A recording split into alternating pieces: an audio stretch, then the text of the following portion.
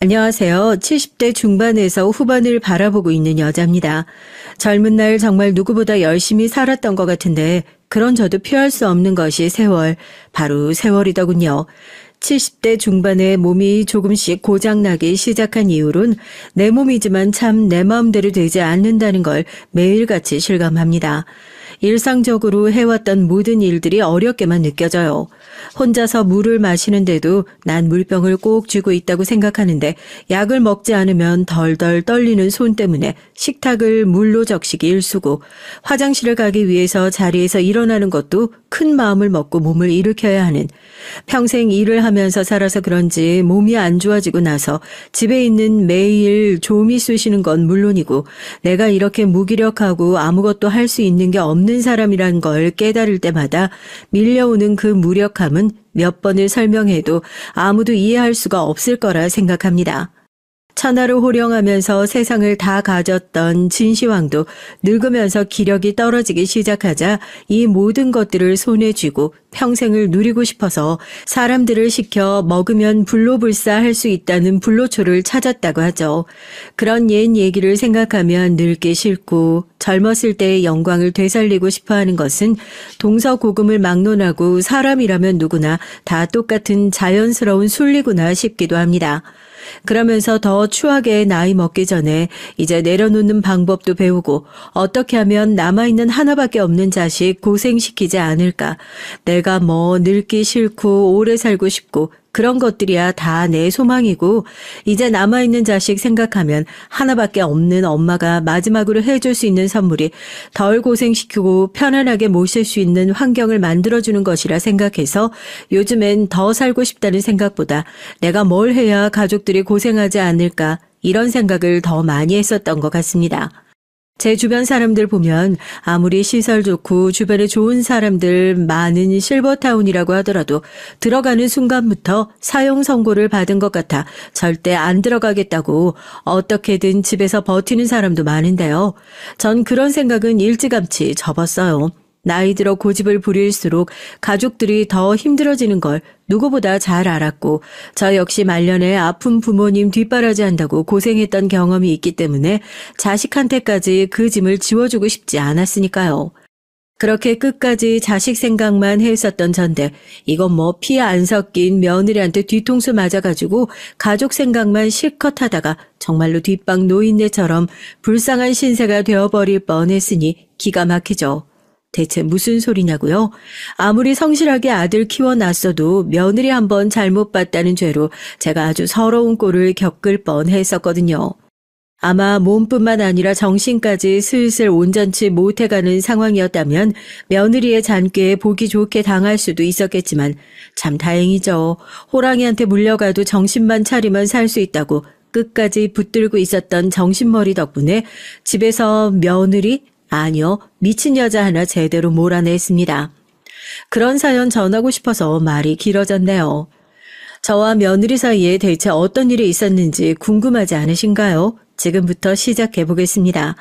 제 소개를 다시 해볼까 하고요. 전 70대 중반의 노인이기 이전에 사람들에게 이름만 말하면 아 거기 하고 누구나 다 알아볼 수 있음직한 짱짱한 식품회사를 가지고 있는 사장입니다. 아마 사연을 듣고 계신 분들 중에서 누군가 저녁상에 저희 회사에서 나온 찬을 내시는 분들도 꽤나 많겠다 이런 생각도 드네요. 뭐 여자 혼자서 비록 중소기업이긴 하지만 매출이 이렇게나 짱짱하게 나오는 회사 일궈냈으니 부끄럽긴 하지만 여기저기서 인터뷰한다고 찾아오기도 하고 그러는데요. 단순히 돈을 많이 벌어서가 아니라 저 스스로도 되게 어렵게 살았거든요. 대한민국 사람들이 가장 좋아하는 얘기 아니겠습니까? 자수성가에서 성공한 사람. 물 좀 한 바가지 갖고 오니라. 밥에 넣고 푹푹 끓여서 먹으면 이틀은 먹겠다.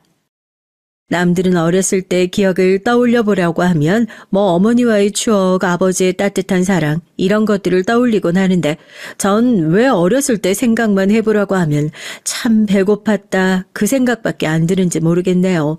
제가요 6남매 중에 첫째 딸로 태어났어요. 안 봐도 뻔하죠. 저희 집은 저까지 해서 어머니가 둘이었죠. 제 밑으로 먹여 살려야 할 동생들이 셋이나 있다고 생각하니까 전 어렸을 때부터 자려고 누우면 잠이 안 오고 심란한 거예요. 뭐 벌이가 좋아서 애를 그렇게 낳았겠나요? 입은 많은데 먹을 수 있는 밥은 조금밖에 없고 그러니까 맨날 물 넣고 푹푹 끓인 밥을 자주 먹었는데 물을 어찌나 많이 넣고 끓였던지 뒤돌아서면 배고프고 뒤돌아서면 배고프고 좁은 방에 다 같이 자려고 누워있으면 꼬르륵거리는 소리가 막 들리는 겁니다. 그런데 여기도 배고프고 저기도 배고프고 한창 자랄 때인데 배고픈 건 다 똑같죠. 누구 배에서 나는 소리인지도 모르는데 형제들 중에서 누구 하나 손들고 아이고 배고파 죽겠다 하고 죽는 소리 하는 애들이 없었어요. 참 착하죠. 그런 소리 해봤자 어머니 아버지 속만 상하고 더 해줄 수 있는 것도 없다는 걸 다들 아니까 배에서 꼬르륵 소리가 그렇게 나는데도 누가 물어보면 아니라고 배 한 개도 안 고프다고 그래요. 동생들이 그렇게 많으니까 뭐 그중에서 이기적으로 난 끝까지 공부를 해보렵니다. 이런 생각을 단 한순간도 해보지 않았던 것 같아요. 공부도 재밌었고 잘하기도 했지만 우선 먹고 사는 게 먼저잖아요. 전 그냥 어렸을 때부터 소원이 우리 동생들이랑 부모님이랑 단 한 번이라도 좋으니까 큰 상에 다 같이 앉혀놓고 누구 한 명도 배에서 꼬르륵 소리 나지 않도록 배 터지게 원 없이 한번 먹어봤으면 좋겠다. 그런 소소한 것이 소원인 사람이었다니까요. 어렸을 땐 돈만 많이 벌면 그 모든 것들이 다 해결될 수 있다고 믿었었고 그래서 일찌감치 나가서 일을 시작했습니다. 그때 제가 일을 시작했던 것이 김치 공장이었어요. 지금이야 김치 사 먹는 것이 엄청 흔한 일이긴 했지만 저 어렸을 때까지만 하더라도 소달구지에 절인 배추 실어가지고 동네에서 다 같이 김치 품앗이하고 김치를 왜 돈 주고 사 먹어야 하는 그런 때였거든요. 뭐 올림픽이나 지나고 나서야 김치 사 먹고 하는 그런 문화가 좀 생겼나? 사람들이 돈을 좀 벌기 시작하면서 제 기억엔 그랬던 것 같은데요. 제가 일하던 공장들도 사람들이 사 먹는 그런 김치를 만드는 곳이 아니었고 단체 급식 같은 데 사용하는 그런 김치들을 만드는 곳이었죠. 60년대 말엔 서울시에서 도시 미관도 해치고 비위생적이라고 장독대 없애기 운동도 하고 그때 김치 공장 같은 것들을 많이 만들면서 그 운동의 일환으로 그렇게 했었거든요. 워낙 옛날 일이라서 시기가 정확히 맞는진 잘 기억이 안 나네요. 누군가 정확히 기억하시는 분이 있으시면 댓글 달아주시면 좋을 것 같네요. 여튼 그렇게 저도 일찌감치 일을 시작하게 된 거죠.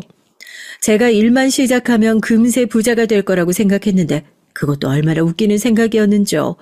그때 돈을 벌고 나면 꼭 콩지 팥주에 나오는 구멍난 도가지에다가 물을 붓고 있는 딱 그런 모양새였다니까요. 먹여 살릴 식구들은 엄청나게 많은데 집에서 돈을 버는 사람이라곤 아버지랑 저 가끔씩 남의 집 일을 해주면서 품삯을 받으시는 어머니 정도였으니까 이건 뭐 밑빠진 독에다 물을 부어도 이것보단 빨리 차겠다 싶을 정도로 돈이 숨풍숨풍 빠져나가더라고요. 그래도 그때는 뭐 억울하거나 힘들다는 생각 한 번을 하지 않고 일을 했었던 것 같아요. 우리 식구들이라고 평생 이렇게 살겠냐. 동생들이 좀 크고 괜찮은 학교도 가고 하다 보면 어느 순간은 탁 인생 피고 먹고 살만해지는 날도 오지 않을까. 동생들 중에서 정말 심성 나쁜 애들이 하나도 없으니까 그래도 나름 희망적으로 그 밑빠진 독에 물을 계속해서 들이부을 수 있었던 거였죠. 집안 생계 책임진다고 어렸을 땐 연예인이 뭐니 그런 거 할 생각은 못했고요. 남편도 20대 후반 다 되어서야 만났어요. 그 당시엔 다들 일찌감치 결혼을 하는 추세여서 30대 가까워지는 나이에 완전히 노처녀 취급을 받았었는데요. 지금은 30살 넘어서도 결혼 안 하는 사람이 빼곡한 거 보면 세상이 확실히 많이 달라졌구나 실감이 드네요. 여튼 절대로 채워지지 않을 것 같은 그 밑빠진 독에도 슬슬 물이 들어차는 것이 보이기 시작했던 때가 제가 일을 시작하고 결혼을 하고 동시에 막내 동생이 대학에 들어갔었던 딱 그맘때쯤이었던 것 같아요. 막내까지 학교 다 보내놓고 나니까 부모님도 저도 이제 키울 애들은 다 키웠다 하고 무겁던 어깨가 조금은 가벼워지는 느낌이라고 해야 할까요? 동생들이 또 하나같이 다 잘 됐거든요. 다들 서로 힘들게 지내고 희생하면서 살고 있는 걸 아니까 사고 치는 사람 하나 없이 공부도 다 잘했고요. 남편은 그 당시에 일을 하면서 딱 잘 맞을 것 같다고 누가 소개를 시켜줘서 만났던 사람인데 남편과의 결혼이 어쩌면 제 인생을 바꾼 기점이 되었던 것 같아요. 여보, 그러지 말고 우리도 제대로 된 공장 한번 차려볼까? 당신도 그쪽에서 일 많이 해봤으니까 기술은 다른 사람들 못지않게 좋을 거 아니야. 나한테 나중에 꼭 식품 공장 차리고 싶다고 말했었잖아. 이젠 친정도 걱정 없겠다. 우리도 우리 하고 싶은 거 하면서 살자고. 이제서야 고생 끝나고 겨우 숨 돌리고 있는데 그러다 사업 잘못되면 어쩌자고. 또 빚 갚느라 한 10년 허덕이는 거. 아우, 난 싫어. 많이 안 벌어도 되니까 남들처럼 평범하게 살래. 남편이 보기엔 뭐가 아까워 보였나 봐요. 능력도 있고 수완도 좋은 것 같은데 뭐 살면서 제가 원한 대로 한 번도 뜻을 못 펼쳐보면서 살았던 사람이니까 막상 그렇게 큰 일을 하려니 엄두가 안 나는 거 있죠. 그래서 전 처음에 일 관두고 공장 차려보자는 것도 엄청나게 반대했었어요. 이자 식구들 다 둘러앉아서 배 안 끊고 실컷 먹을 수 있을 정도로 여유가 생겼는데 다시 또 옛날처럼 돌아가기 싫다는 게 그 이유였죠. 그렇게 몇 년을 남편이 설득했는데 결국 이런 제 걱정을 알게 된 동생들이 한 푼 두 푼 돈을 모아서 언니 누나 이거 공장 차리는데 보태라고 하면서 봉투를 내밀더라고요. 학교 다니는 동생들 제외하고는 거의 몇 달치 월급에 가까운 돈을 선뜻 내미는 것을 보고 얼마나 감동을 받았는지 몰라요. 니네가 무슨 돈이 있어서 이런 걸 줘. 나 그거 안 해도 그만이야. 나 챙겨줄 거 있으면 니네 살림에나 보태지. 아직 결혼도 안 했으면서 나한테 이 큰 돈 주면 어떡해. 누나가 우리 키우다시피 하면서 고생한 거 뻔히 아는데 우리도 이제 다 컸어. 아직도 우리 걱정하느라 하고 싶은 거 못하고 그렇게 사는 모습 나도 보기 싫어. 이제 우리 힘든 거 우리가 다 알아서 할 정도 됐으니까 걱정하지 말고 누나 하고 싶은 거 해. 그 마음이 너무 고마워가지고 내가 다른 건 몰라도 동생들 하나는 정말 잘 뒀구나 싶었죠. 그렇게 동생들이 열성적으로 등을 떠밀어준 덕분에 지금 운영하고 있는 식품회사의 전신인 작은 공장 하나를 남편과 차리게 됐습니다. 그때까지만 하더라도 이게 회사의 모습을 갖추고 그렇게 잘 나가게 될 줄 몰랐죠. 그때까지 살면서 배웠던 것들이 그냥 무작정 성실하게만 하면 노력은 배신 안 하는 것이었고 그래서 남들이 봤을 땐 조금 무식하게 보일 수도 있었지만 그냥 아침에 일찍 일어나서 밤 늦게 퇴근하고 그런 생활을 매일같이 반복하면서 일을 했죠. 제가 성격이 잔꾀를 부리거나 남을 속이거나 그런 성질이 못 되거든요. 그렇게 무식하고 우직하게 일을 하다 보니까 점점 사람이 늘고 규모가 커지고 하더라고요. 나중엔 나름대로 회사의 체계를 갖춘 꽤 큰 곳이 되어가지고 그래도 내가 남편이랑 같이 이 회사를 운영해야 하는 사람인데 고등학교까지밖에 못 나와서 좀 더 배우고 해야 이 사람들도 회사 다니면서 뭔가 얻어가는 게 있지 않을까 그런 생각이 들어가지고 조금 느지막하게 야간 대학도 다니고 대학원도 다니고 하면서 회사를 키워나갔습니다. 그리고 공장이 몇 동이나 더 늘어나고 지방에도 공장을 짓기 위해서 알아보러 다니고 있던 그 즈음에 저희한테 아들이 생겼죠. 남편이랑 결혼하기 전부터 얘기를 했던 게 남편도 저도 형제자매가 워낙 많았어가지고 형제자매 돌보느라 젊은 시절 거의 다 보냈으니까 애들 많이 낳지 말자. 되도록 한 명만 낳았으면 좋겠다. 이렇게 자녀 계획을 세웠거든요. 아들 하나 낳아놓고 보니까 애가 너무 외롭게 크는 것 같아서 자녀 계획이고 뭐고 한 살이라도 더 젊었을 때 얼른 둘째를 가져야 하나 생각도 들었는데 또 옛날에 죽어라 고생하던 거 생각하면 내 아들은 그렇게 같은 배 빌려가지고 나온 형제랑 경쟁하면서 살지 않았으면 좋겠다 하는 마음이 많이 들기도 하고 그래가지고 외동아들로 엄청나게 신경을 많이 쓰면서 키웠었죠. 쉽지 않았어요. 그 당시에 회사가 한창 잘 되고 있을 때였고 남편이 하고 있는 일, 제가 하고 있는 일이 딱 명확하게 구분이 되어 있었거든요. 애 키운다고 해서 회사 일을 홀대할 수 있는 그런 것도 아니었고 저희가 뭐 어렸을 때부터 부잣집에서 살았던 사람들이라면 집안에 애 봐줄 수 있는 식물을 돈 주고 부리고 했을 텐데도 남편도 저도 그렇게 살아봤던 사람이 아니어서 그런지 내 애를 어떻게 남의 손에 맡기냐 이런 생각이 강했어요. 저만 가운데서 죽어라고 고생을 했죠. 몸이 아프신 시어머니께는 차마 말씀을 못 드리고 친정 엄마랑 동생들이 거의 공동 육아 수준으로 도와줬던 것 같아요. 고맙고 미안했죠. 늦게까지 일하다가 데리러 가면 잠들어가지고 엄마 얼굴도 제대로 못 보고 꿈나라로 가 있는 아들 얼굴을 보고 있으면 내가 뭘 위해서 이렇게 열심히 일을 하고 있나. 아들한테 미안해서 밤에 혼자 숨죽여서 울었던 적도 하루 이틀이 아니에요. 요즘에 워킹맘이라고 해서 회사 다니면서 육아하는 여자분들 많은데 저도 젊은 날에 그렇게 살아봐서 얼마나 고생했는지 아니까 그런 얘기 듣고 하면 괜히 더 짠하고 마음이 가고 하더라고요. 너 다른 건 몰라도 엄마 고생시키는 건 아빠가 절대 못 본다. 알겠어? 애들이랑 싸우지 말고 항상 사람들한테 예의 있게 행동하고 네가 밖에서 나가서 행동하는 것들이 엄마 아빠 명함이고 간판이야. 엄마가 얼마나 최선을 다해서 너 가르치고 있는지 알고 있지? 가정교육 못 받았다는 소리 들으면서 그런 엄마 욕먹이는 짓은 절대 하지 말아라. 알겠어? 아들이 하나밖에 없으니까 얼마나 정성으로 키웠겠어요. 둘 다 어린 시절에 참 부족하고 힘들었던 것들이 많으니까 우리 아들한텐 절대로 그런 걸 안 물려줘야지 하는 게 커가지고 더 잘해주고 더 정성을 다해 키웠습니다. 굴곡 많이 살아왔던 엄마 아빠라서 자식은 똑같은 길을 걷지 않았으면 하는 바람에 하루 스케줄표를 다 짜가지고 줬을 정도로 지극정성이었으니까요. 차라리 어린 시절부터 그렇게 잡지 않았더라면 나중에 이렇게 뻥 하고 터져버리지 않았을까요? 무슨 말을 하더라도 네 알겠어요 하고 한번 싫다는 소리를 안 하던 애였거든요.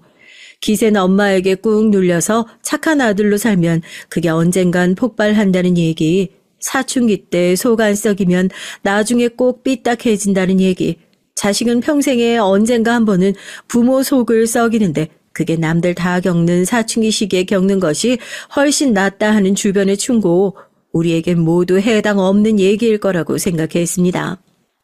너 지금 뭐라고 했니? 무슨 집안이라고? 내가 살다 기가 막혀서 너 지금 혼처자리가 얼마나 좋은 곳들이 많이 들어오고 있는 줄 알기나 해? 근데 뭐라고? 야, 내가 너 그런 집에 장가 보내려고 고생하면서 키운 줄 알아? 부모 가슴에 대못을 박아도 유분수지. 그런 부모면 차라리 없는 게 나아.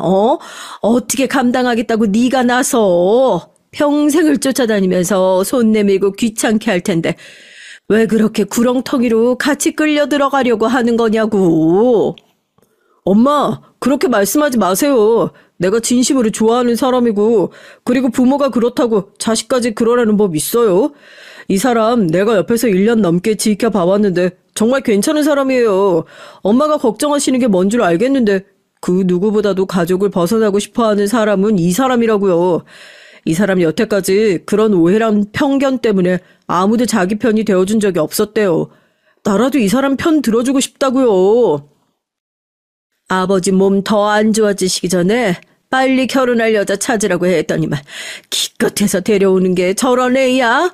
너 아버지한테 인사시킬 생각도 하지 마라. 기가 막혀서. 아이고 어쩌다 저런 걸 진짜로. 대학까지 말짱하게 졸업해서 동생들이 다 부러워라 했죠. 언니는 어쩜 그렇게 아들을 잘 키웠냐. 우리 아들은 그래 본 적이 없는데 종찬이 보면 부러워 죽겠다 하고요. 주변 사람들이 오죽하면 제가 어렸을 때 고생을 너무 많이 해가지고 그 고생을 자식 복으로 다 돌려받고 있는 거라고 할 정도로 어디 가서 재속 한번 썩여본 적이 없고 오히려 엄마의 트로피 같은 역할을 해주던 제 아들이었습니다.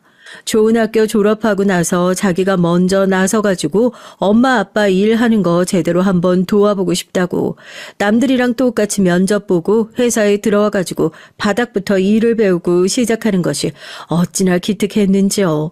혹시라도 자식이라 편애하네 어쩌네 그런 얘기 나올까봐 아들이 뭘 잘해도 회사에서 잘했다는 칭찬 한 번을 편하게 해본 적이 없이 오히려 더 엄하게 뭐라고 하면 했었죠.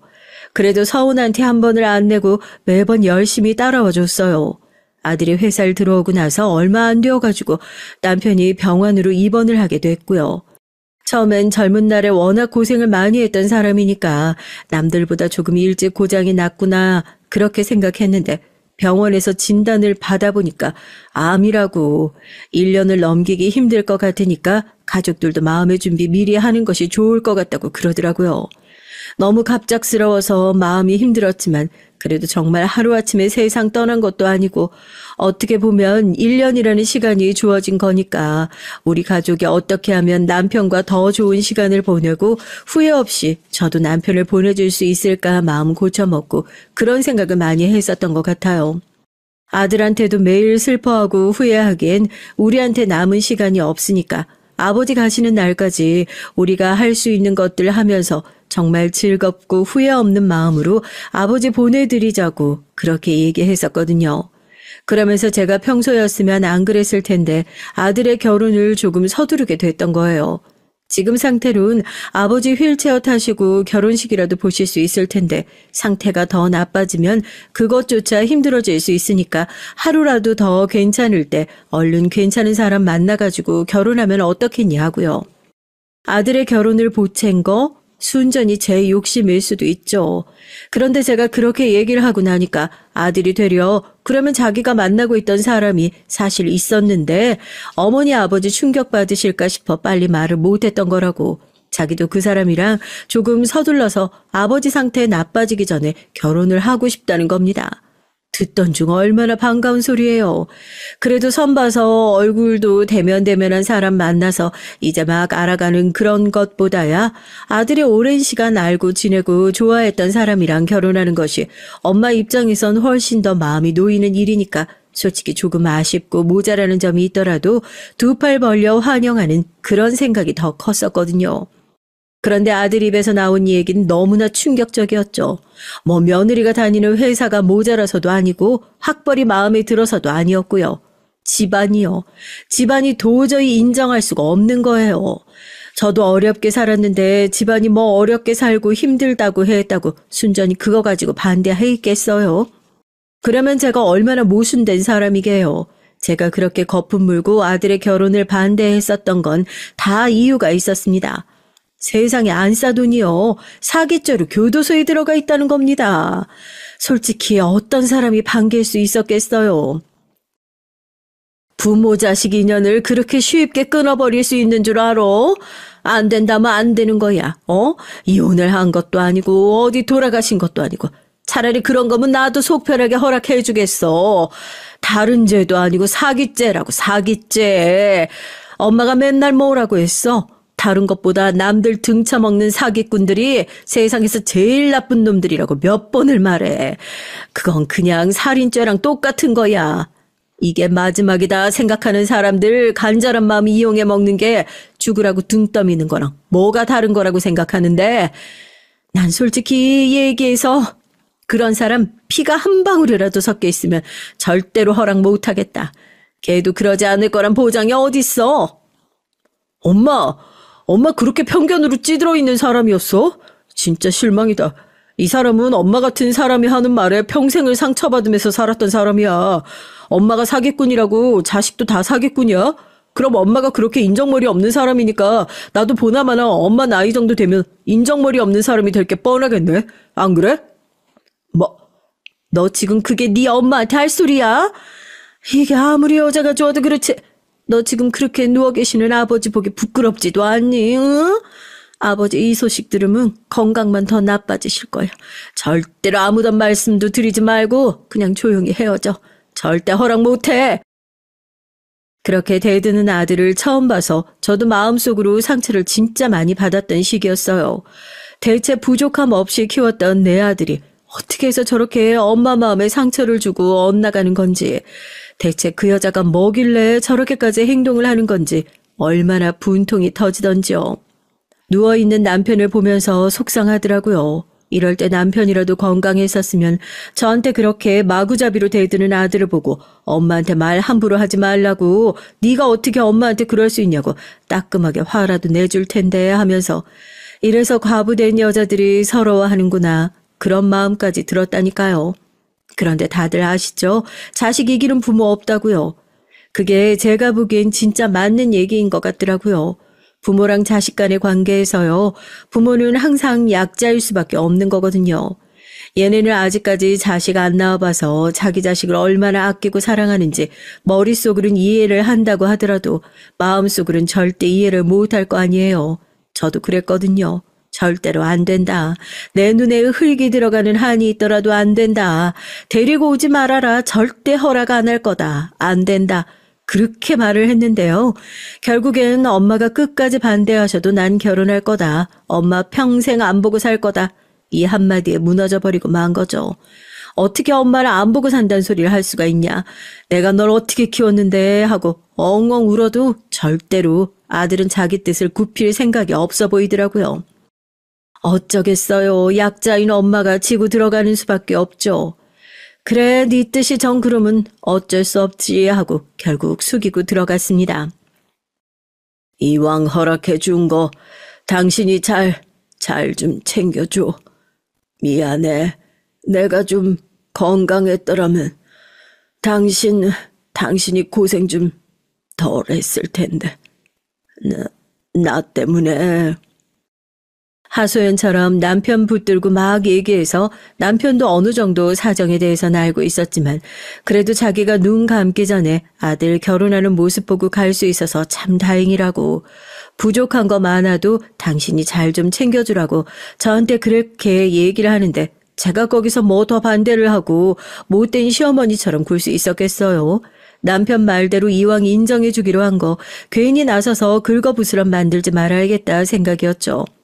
솔직히 말씀드리면요. 맞아요. 하나밖에 없는 아들이랑 결혼 문제 가지고 혹시라도 사이가 멀어질까봐 그게 어떻게 보면 제가 가장 무서워했던 문제가 아닐까 싶어요. 결국에 제가 그 결혼을 허락하게 된 이유도 결혼 허락 안 해주면 평생 얼굴 안 보고 산다는 아들의 협박 때문이었잖아요. 거기서 더 단호하게 왜 안 나갔냐 물으셔도 그 당시에 전 입이 있어도 할 말이 없더라고요. 평소에 아무리 회사 운영하면서 똑똑한 척은 혼자 다 하더라도 결국 자식 앞에선 똑같이 약자가 되어버리는 평범하디 평범한 엄마일 뿐이었으니까요. 그렇게 두 사람 결혼시키고 얼마 안 되어 남편이 세상을 뜨고 나니까 헛헛한 마음도 마음이지만 그래도 남편 저렇게 되기 전에 결혼 잘 시켰다는 생각도 들고 그러더라고요. 좋은 게 좋은 거라고 저도 처음엔 꼴도 보기 싫었던 며느리를 조금씩 받아들일 준비를 하고 그랬었던 거죠. 사실 며느리가 그냥 남들이 딱 봤을 땐 모자란 게 없어 보여요. 학교도 나쁘지 않고 지금 다니고 있는 직장도 괜찮고요. 그런 자세한 집안 사정과 내막을 모르는 사람이 보면 그냥 일 잘하고 똑부러진 여자처럼 보였으니까 저희 아들도 그래서 좋아했던 거겠죠. 예, 세아가 다음 주말엔 시간 좀 비워둬라. 집안에 중요한 손님들이 오셔가지고 집에 와서 같이 손님 맞이할 준비도 하고 해야겠다. 미리 가서 장도 봐놓고 요리도 해야 되고 하니까 시간 넉넉하게 맞춰서 집으로 와라. 너만 일 시키려고 그러는 거 아니니까 종찬이한테도 얘기해서 회사 일 바쁜 거 있어도 주말엔 꼭 시간 빼두라고 얘기 좀 하고. 어머님, 죄송한데요. 그날은 안 될 것 같아요. 제가 정말 집안에 피치 못할 사정이 있어가지고요. 장 보는 건 제가 미리 가서 먼저 좀 해놓고요. 일손 부족하시면 그날 하루만 도우미 아주머니 좀 불러주시면 안 될까요? 부탁 좀 드릴게요. 시집 온 지 얼마나 됐다고 벌써 시댁 일 하기 싫어서 이렇게 일을 빼는 거야? 내가 너 바쁜 일이 있을까 싶어서 지금 보름도 더 전에 이 얘기를 하는데 집안에 무슨 그렇게 중요한 일이 있어가지고 주말 하루, 아니 하루도 아니지 한나절 그거 시간을 못 빼는 거야? 집에 회사 일 관련해서 중요한 손님들이 오실 일이 있어가지고 저희 회사가 그래도 명색이 식품 회사잖아요. 집으로 손님들 초대할 땐 음식도 그렇고 제대로 된 대접을 하는 게 맞는 것 같아서 온 신경을 다 쏟는 편이거든요. 뭐 하루나 이틀 전에 연락을 한 것도 아니고 2주도 더 전에 미리 연락을 했습니다. 저희 아들이랑 같이 와가지고 일손 좀 도우라고요. 그런데 집안에 피치 못할 사정이 있어서 그날은 안 될 것 같다면서 대체 그 사정이 무슨 일이라고는 말도 안 하고 요리조리 일을 피하는 눈치더라고요. 저도 단단히 화가 났죠. 무슨 일인지 말을 하든지 아니면 친정집 일을 빼고서라도 오라고. 좀 세게 밀고 나가긴 했어요. 결국 얘기를 들은 저희 아들에게서 전화가 오더라고요. 그것도요, 당해보신 분들은 아실지 모르겠지만 얼마나 열받는 일인지 몰라요.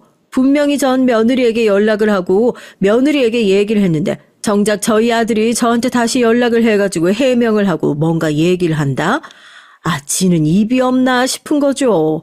뭐 아들 시켜가지고 저한테 얘기를 하면 제가 들어줄 거라고 생각하는 그 정신머리도 마음에 안 들고요.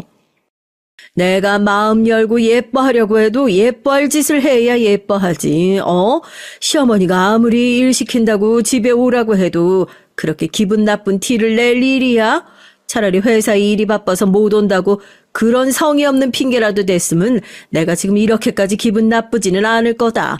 제대로 된 친정 없는 거 뻔히 알고 있는데도 친정 핑계 대면서 요리조리 빠져나가는 게 얼마나 웃긴 줄 알아? 이게 시댁 무시하는 게 아니면 뭐야? 결혼하면 잘하겠다. 결혼하자마자 내가 처음 하는 부탁이 이건데 이제 목적 달성했다 이거야? 엄마, 그런 게 아니라요. 그날 이 사람 장모님 접견 신청해놓은 날짜라고 그러더라고요. 괜히 얘기하면 엄마가 신경 쓰이고 놀랄까 봐서 제대로 말을 못했다고 하는데 엄마가 조금 이해해 주시면 안 될까? 아, 이게 접견 신청이 내 맘대로 할 수 있는 것도 아니어서 이번에 얼굴 보고 나면 또 언제 볼 수 있을지 모른다고 그러더라고. 뭐? 세아가 친정엄마랑 영 끊고 지낸다고 그러지 않았었어? 접견은 무슨 접견이야. 나도 사돈댁은 그냥 없는 셈 치고 살고 있는데 괜히 너네한테 뭐 쓸데없는 부탁하는 건 아니고. 엄마가 그랬잖아. 그래도 부모 자식 간의 연을 어떻게 그렇게 쉽게 끊냐고. 옆에서 고민하고 있길래 내가 그냥 다녀오라고 그랬어. 인연 끊을 때 끊더라도 제대로 얼굴 보고 할 말 있으면 하고 끊어야지. 그 말을 듣는데 기가 차서 말이 안 나오더라고요. 내가 어쩌다가 저렇게 성인군자 같은 자식을 낳았을까. 자식은 성인군자고 마음도 참 넓은데 엄마 속은 이렇게 좁아 터져가지고 2년 다 끊었다고 하던 사기꾼 친정엄마 만나고 다닌다는 며느리가 그렇게 좋아 보이지 않더라고요. 솔직히 내심 불안하기도 했습니다. 그 친정엄마 몇 년 있으면 교도소에서 나올 텐데 저렇게 다시 연락 닿고 인연이 이어지고 나면 괜히 나와가지고 저희 아들한테 뭐 도와달라고 손이라도 벌리는 게 아닌가 싶어가지고요. 그래서 저희 아들한테도 신신당부했죠. 부모 자식 연닿게 해주는 건 그렇다 치더라도 선을 그을 땐 확실히 그어야 한다고. 저같이 한번 도와주기 시작하면 끝도 없으니까 혹시라도 그런 기미라도 보이면 저한테 얘기하고 그냥 인연 딱 끊어버리라고요. 대답은 잘해요. 무조건 그렇게 했다고. 말은 그렇게 하는데 워낙 순하고 심성 자체가 착한 아들이라서 또 중간에서 며느리와 그 안사돈이란 사람이 뭐라고 저희 아들을 구워 삼지는 않을까 걱정이 되더라고요. 어쨌든 며느리와 안사돈이 면회를 갔다 온 이후로부터 더 신경을 쓰고 예의주시를 하고 있긴 했었죠. 뭐 몇 년 동안은 잠잠했습니다. 그 사이에 안사돈 복역이 다 끝나가지고 저도 얼굴을 딱 한 번 보긴 봤었죠. 솔직히 며느리를 가족으로 받아들인 건지 아직도 그 안사돈을 어디 나가서 안사돈이라고 말하고 싶을 정도로 생각한 건 아니라서요. 아니나 다를까 나와서 제 얼굴을 처음 보는데 대뜸 돈 얘기를 하길래 인상이 확 구겨지더라고요. 개벌은 남 못 주는구나 싶어서요. 아이고 사돈 얼굴 뵙는 건 처음이지요? 아휴 제가 저희 딸 맡겨놓고도 제대로 인사 한 번을 못 드리고 얼마나 마음이 불편했는지 몰라요. 아무래도 사정이 있어가지고 그게 오해가 많으실 텐데 저요 들어가 보니까 동기들이 죄다 사업가의 정치인에 그런 사람들이었어요. 그런 사람들이 진짜로 죄가 있어서 들어오는 게 아니라요. 원래 큰일 하다 보면 억울한 일도 사이즈가 커지고 그런 법이잖아요. 사돈께서도 지금 그 회사 혼자서 다 운영하고 계신다고. 큰일 하시는 분이니까 이런 쪽으로 말이 잘 통하실지도 모르겠다. 어쩐지 제가 그냥 처음 봤을 때부터 딱 인상이 약간 여장부 같다는 얘기 많이 들으시죠? 저도 젊었을 때부터 그랬거든요. 이게 같은 일 하는 사람끼리 뭔가 통하는 그런 게 있을 것 같아요. 그치요? 사돈, 죄송하지만 제가 이 두 사람 결혼 허락해 준 건 사돈 보고서가 아니라 제 아들이랑 며느리가 서로 워낙 좋다고 해서 그거 하나 보고 시킨 겁니다. 지금도 같은 마음이고요.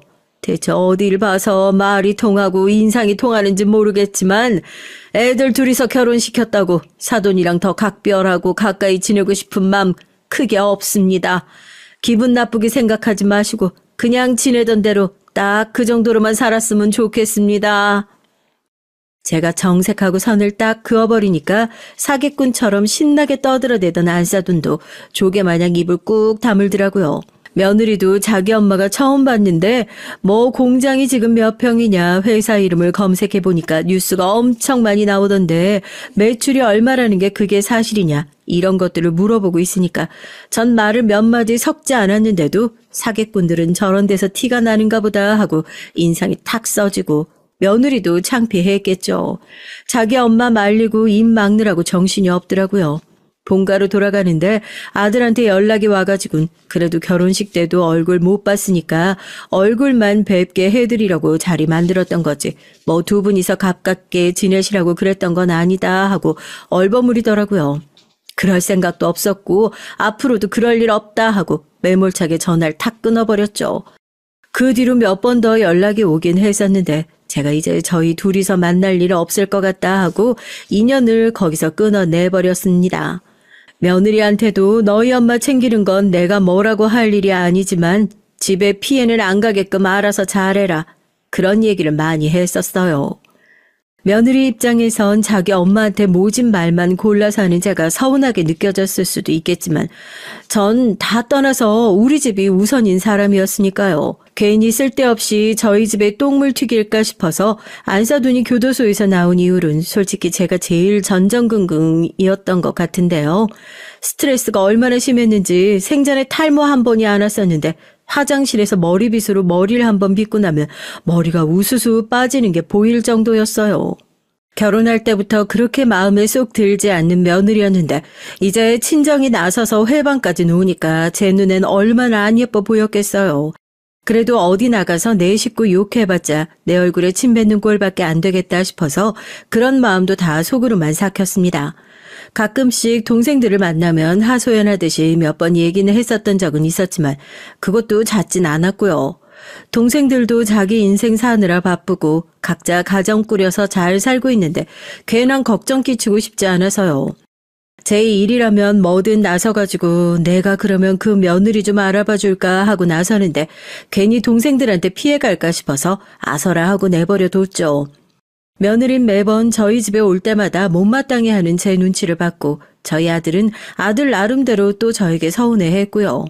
엄마는 끝까지 이 사람을 제대로 된 며느리로 인정 안 하는 것 같다면서요. 그렇게 몇 년 내내 가족들 사이에서 감정의 골만 깊어지고 있던 상황이었습니다.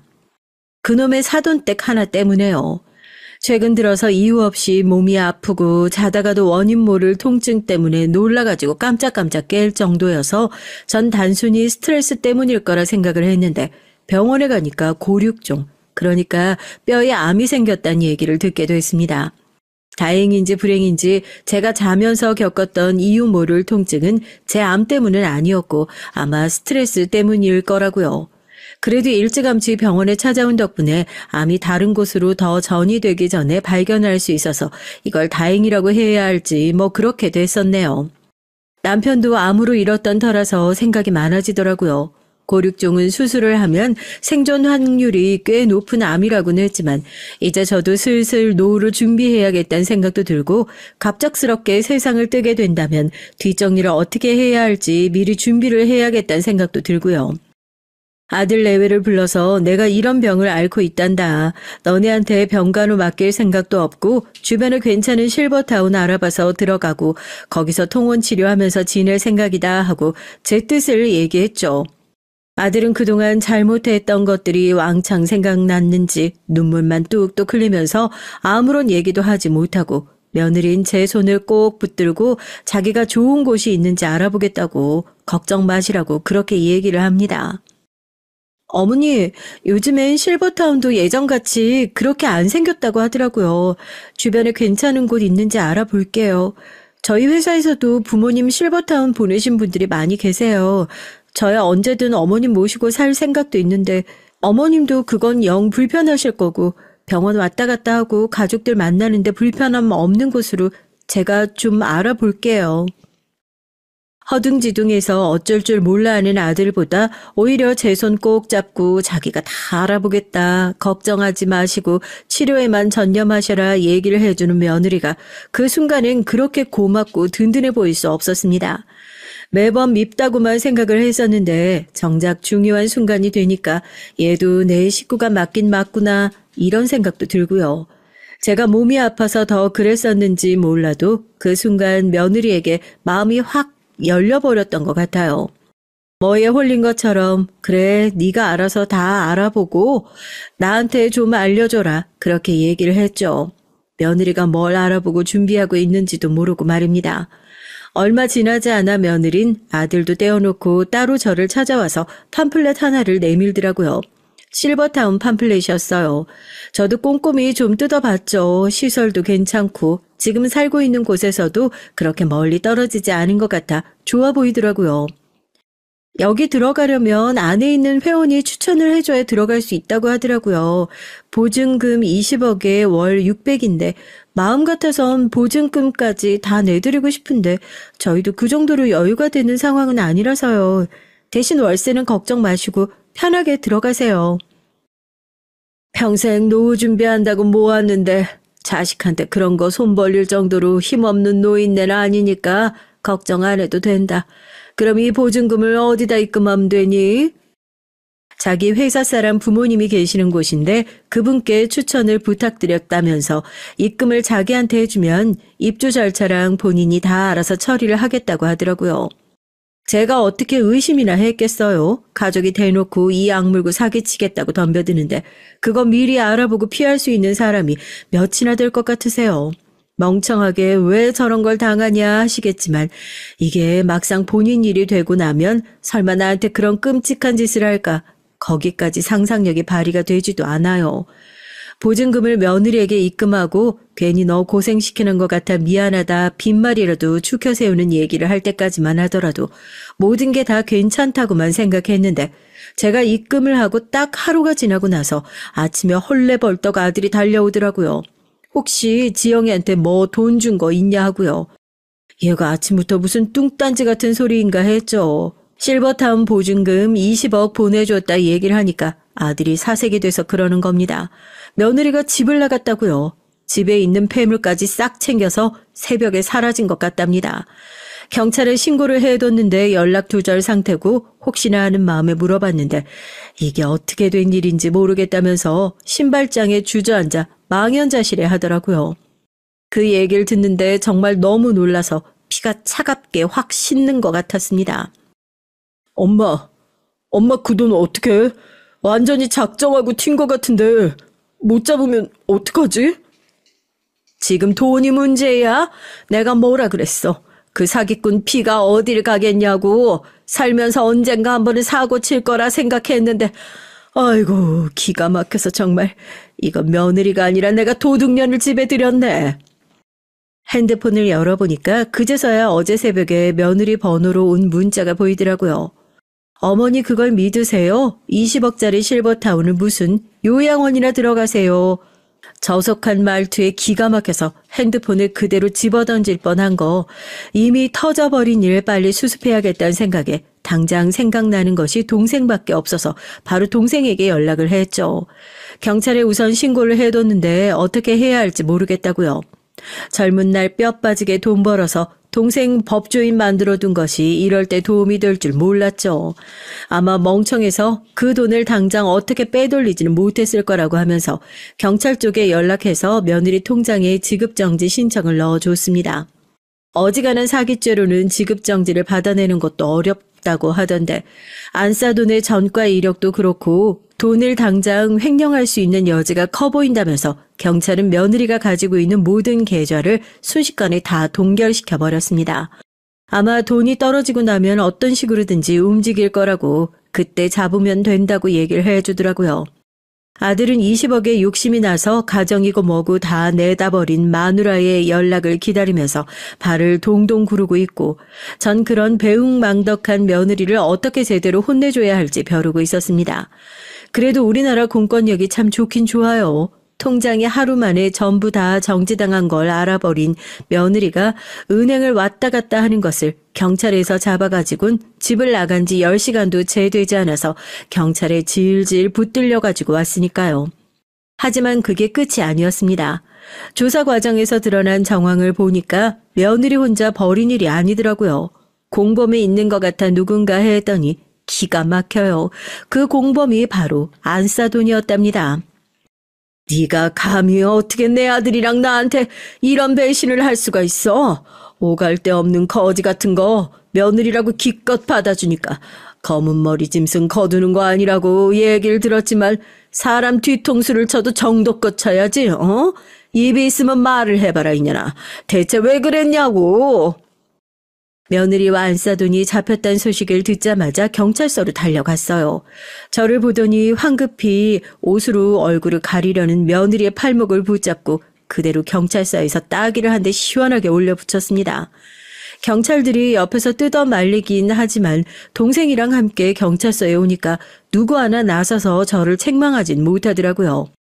며느리와 안사돈이 그제서야 벌벌 떨면서 제 앞에 무릎을 꿇고 한 번만 용서해달라고 빌기 시작하는데 20억 훔쳐놓고 도망갈 생각을 하고 있었던 주제에 감히 용서해달라는 소리가 입 밖으로 나오는 건지 그렇게 뻔뻔해야 사기도 치나 봅니다. 어머님, 여보, 정말 죄송해요. 정말 미안해. 엄마가 사채빚을 심하게 져서 당장 그 돈 없으면 어디 잡혀가서 장기 털려도 이상할 게 없다고 그러는데 그냥 이 돈 받고 깔끔하게 도망가고 당신 인생에서 사라져 줄 생각이었어. 정말이야. 사돈, 용서해 주세요. 아우, 이게 다 제 탓입니다. 저희 딸은 정말 제가 시키는 대로 한 거예요. 경찰 양반, 내 얘기 좀 들어줘요. 얘는 정말 아무런 죄가 없어요. 사돈은 누가 사돈이야? 그리고 뭐? 얘는 아무 죄가 없어요? 나 꼬득에서 결국에 그 돈 들고 나른 게 네 엄마야? 아무리 니네 엄마가 그딴 짓을 시켰어도 시키는 대로 다 행동한 건 너 아니야. 평생 사기치면서 벌어먹고 살면서 당신 딸한테 가르칠 게 없어가지고 사기 쳐준 법이나 가르친 당신 같은 여편네나 나는 엄마랑 죽어도 다르게 살 거라고 목에 핏대 세워놓고 똑같이 사기친 너나 똑같은 인간이야. 그래도 애 없는 게 얼마나 다행이니. 그 사기꾼 피 섞인 게 우리 대 아니어서. 어이구, 이 한심한 인간들아. 앞으로 우리 가족들한테 다시는 엉겨붙을 생각하지도 마. 알겠어? 그 피 안 섞여서 다행이란 모진 말을 내뱉는 절 보면서 그제서야 창피하고 자존심이 상하고 오만 감정이 밀려왔는지 며느리인 경찰서 바닥에 주저앉아 엉엉 울기 시작했습니다. 전 아들을 데리고 경찰서를 나와버렸죠. 아들의 이혼 소송 절차가 끝나고 모든 판결이 다 나면 실버타운은 그때 제대로 다시 알아볼 요량입니다. 아직도 아들은 배신의 충격에서 빨리 헤어나오지 못하고 있는 것 같지만 차라리 이런 사기꾼 같은 여자한테 평생을 더 속고 살지 않았다는 것이 참 다행이다 싶어요. 20억이 날아간 것도 아니고 집에서 그 못된 인간도 내쫓았으니 결국에 좋은 게 좋은 거다 하고 이젠 정말 아들과 남은 인생 제대로 살아보고 싶습니다. 안녕하세요. 저는 곧 50이 되는 여자입니다. 결혼한 지 시간이 꽤 흘렀는데도 전 아직도 시댁이 불편해요. 사실 솔직하게 말해서 시댁이라면 아주 치가 떨립니다. 그 정도로 싫어요. 전 지금까지 살면서 누구한테 미움 한 번 받아본 적이 없이 살았습니다. 외동딸로 부모님의 사랑을 아주 듬뿍 받으면서 자랐죠. 그런데 이상하게도 남편과 결혼한 이후 시댁에서 만난 사람들은 모두 다 저를 미워하는 것만 같았어요. 제가 그런 말을 할 때마다 남편은 그럴 리 없다고 누가 저처럼 마음씨 고운 사람을 미워하겠냐고 했지만 전 전혀 위로가 되지 않았습니다. 제가 못되게 굴어서 시댁 식구들이 절 싫어하는 게 아니라 제가 뭘 하지 않아도 그냥 절 미워하는 거였거든요. 제가 그렇게밖에 생각할 수 없는 게 시부모님도 아주버님도 손이 동서도 모두 다 저를 탐탁치 않아 했어요. 저도 처음엔 제가 너무 예민한 것일지도 모른다고 생각했습니다. 그런데 그게 아니었어요.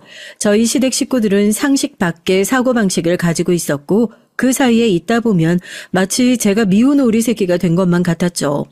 시댁 식구들에게 이질감을 처음 느낀 건 결혼식을 올린 직후였습니다. 식을 올리고 신혼여행에 가기 전에 잠깐 시댁에 들렀는데 제가 온 줄도 모르고 시어머니와 바로 위에 형님이 제가 가져온 패백 음식을 가지고 험담을 하고 계시더라고요. 아이고, 패백 음식은 자고로 정성이 중요하다고 잘 알아보고 하라니까 예식장에서 소개한 가게에다가 대충 싼 걸로 했나 보네. 육포가 영 시들시들한 게 국산이 아니다 얘. 패백 음식은 크네. 너희 친정이 산 게 맛있었는데. 어머님 비교할 거라셔야죠. 그 집은 워낙 유명해서 1년 전부터 예약해놔야 받을 수 있는 곳이었어요. 어쩐지 품격이 다르다 했다. 그나저나 이걸 쪽팔려서 어디다 내놓는다니. 식구들 앞에 술안주도 내놓기도 창피하다 얘.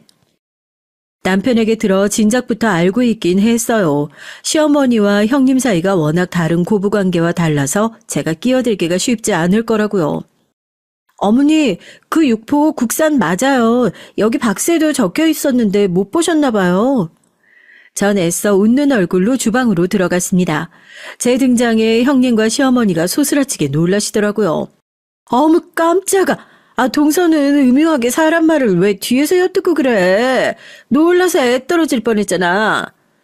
아이고 우리 큰며느리 괜찮니? 얘 둘째야. 넌 그깟 육포가 뭐라고 인기척도 안 내고 들어오니?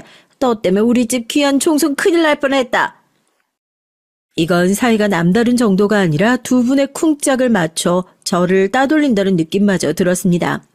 그렇지 않고서야 며느리가 기껏 준비한 패백 음식을 가지고 괜한 꼬투리를 잡을 리 없으니까요. 더군다나 형님이 훈수를 두시는 게 더 얄미웠습니다.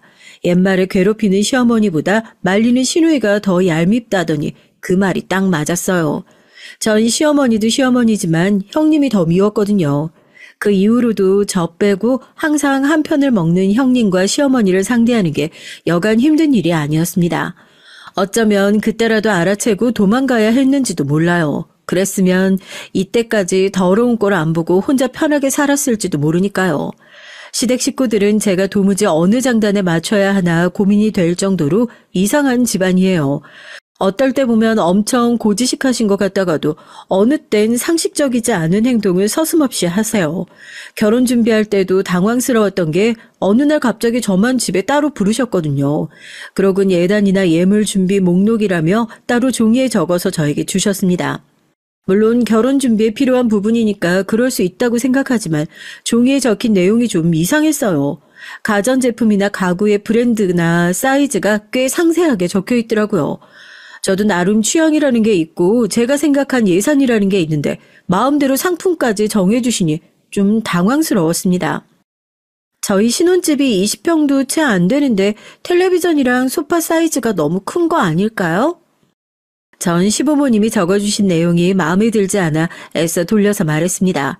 작은 집에 어울리지 않는 것 같다고요. 그런데 하시는 말씀이 기가 차더라고요. 그건 우리 집에 놓을 거고 너희 집에는 진혁이가 쓰던 제품 넣으면 돼. 진혁이가 지금 살던 집이 너희 신혼집보다 좀 작기는 해도 가구들은 몇 년 안 써서 거의 다 새 거거든.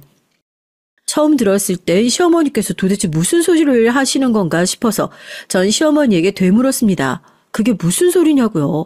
그러자 시어머니가 미간을 확 구기시더니 표정이 달라지시더군요. 외동이라 그런가? 새아가 너는 왜 그렇게 눈치가 없니? 멀리 얘기를 하면 꼭 2번씩 묻더라? 진혁이네 집에 멀쩡한 새 가정 가구가 있는데 뭐하러 새 거를 사서 신혼집에 두냐고. 너희는 그거 쓰고 어차피 혼수는 해와야 되니까 하는 김에 우리 집에 오래된 가정 가구나 좀 바꿔달라는 거지. 전 제 귀로 똑똑히 듣고도 잘못 들은 줄 알았어요.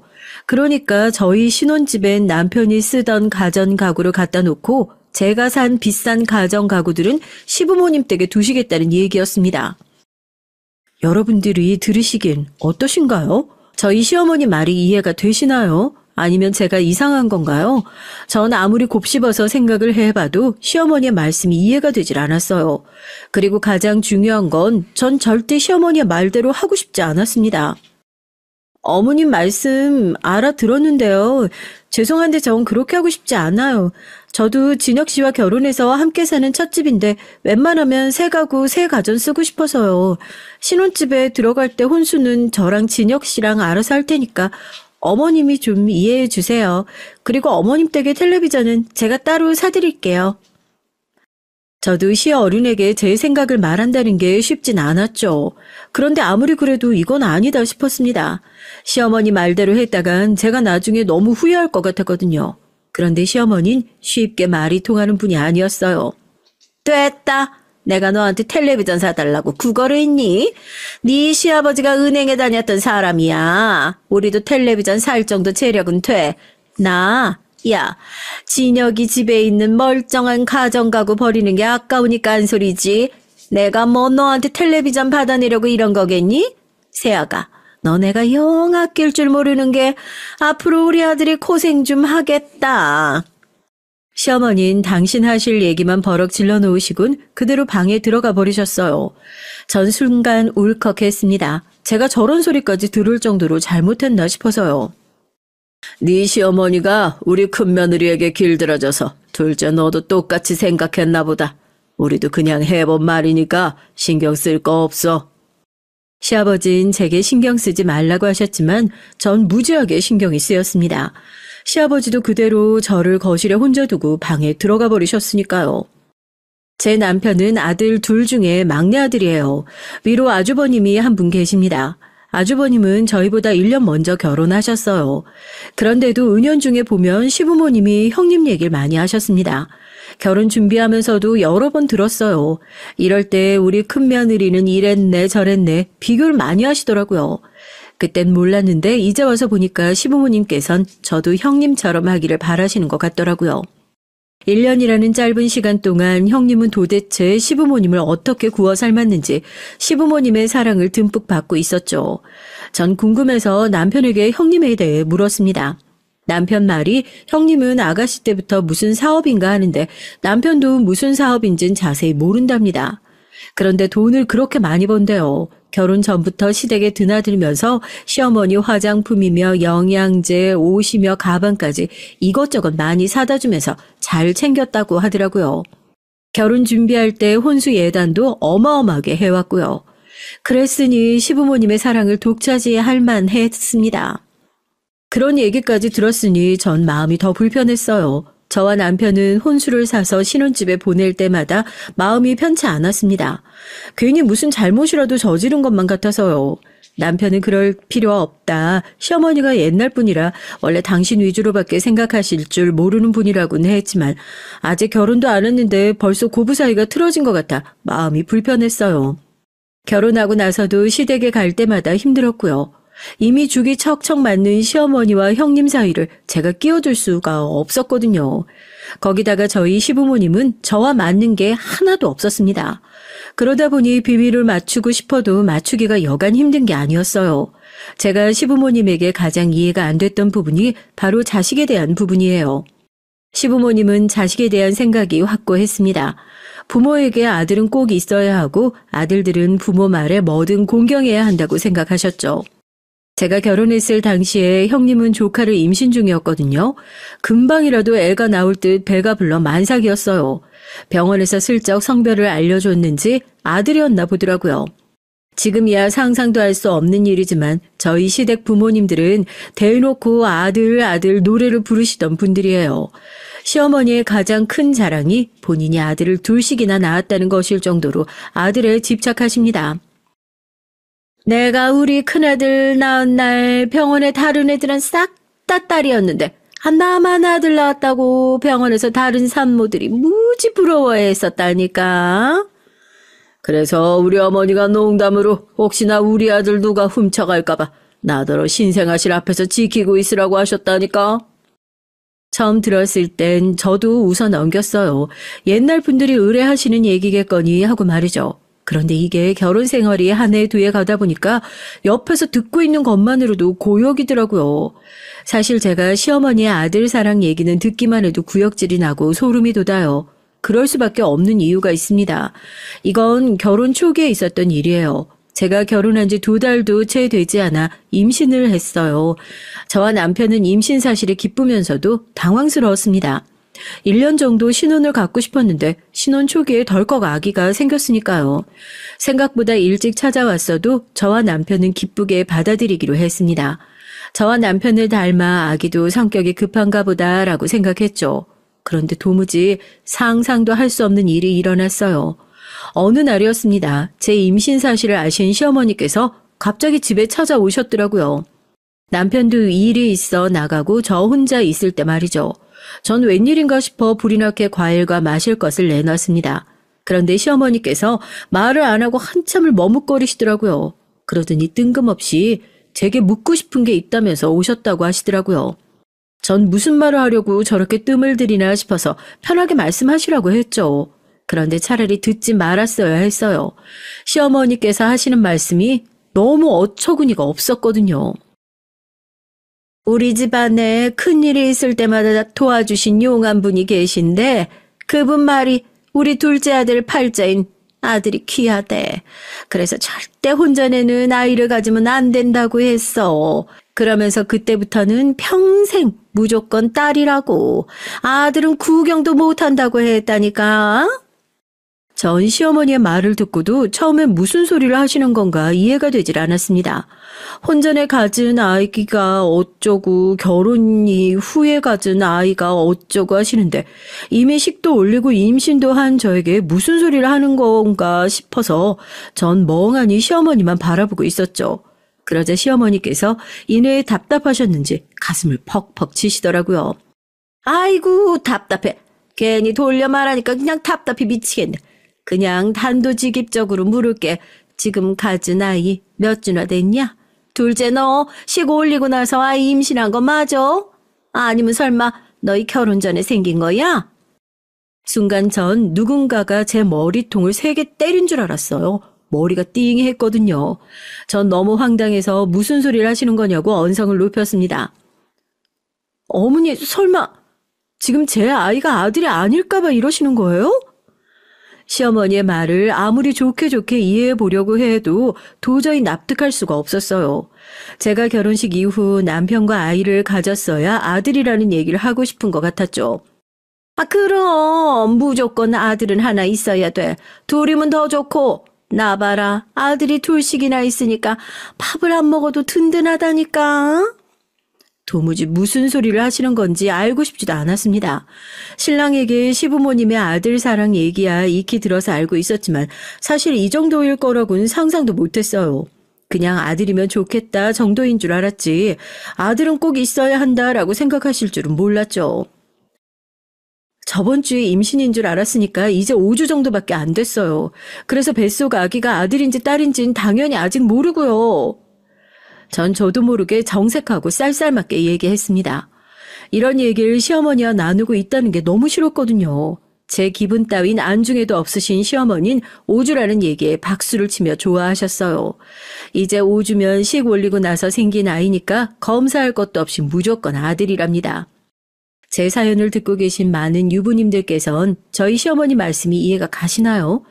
전 왜 저런 말도 안 되는 소리를 하시는지 도무지 모르겠어요.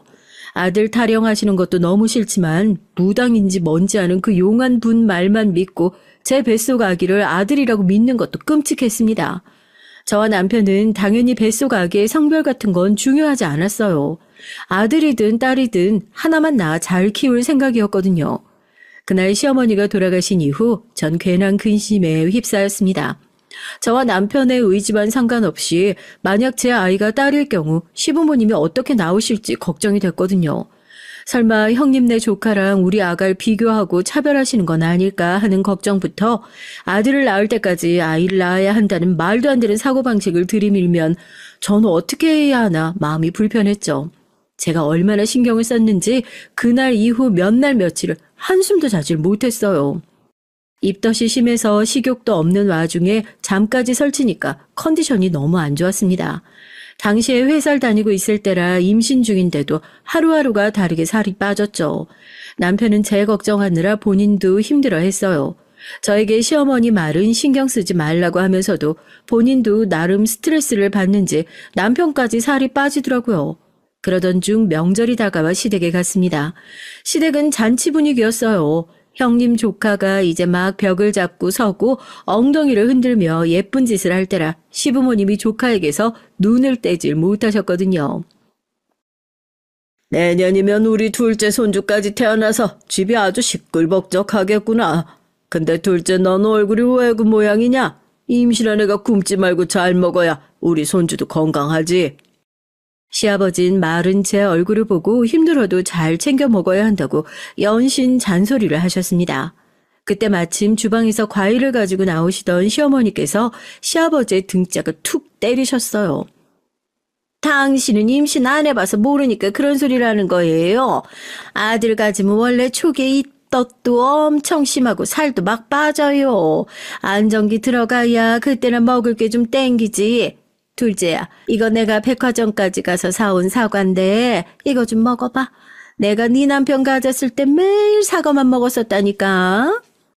제 뱃속에 아들이 있다고 말한 적도 없는데 시어머니는 이미 제 아이를 아들이라고 여기저기 소문을 내고 다니셨어요. 그 용하다는 점쟁이 말만 믿고요. 전 시댁만 갔다 오면 속이 더부룩하고 소화가 더 안 됐습니다.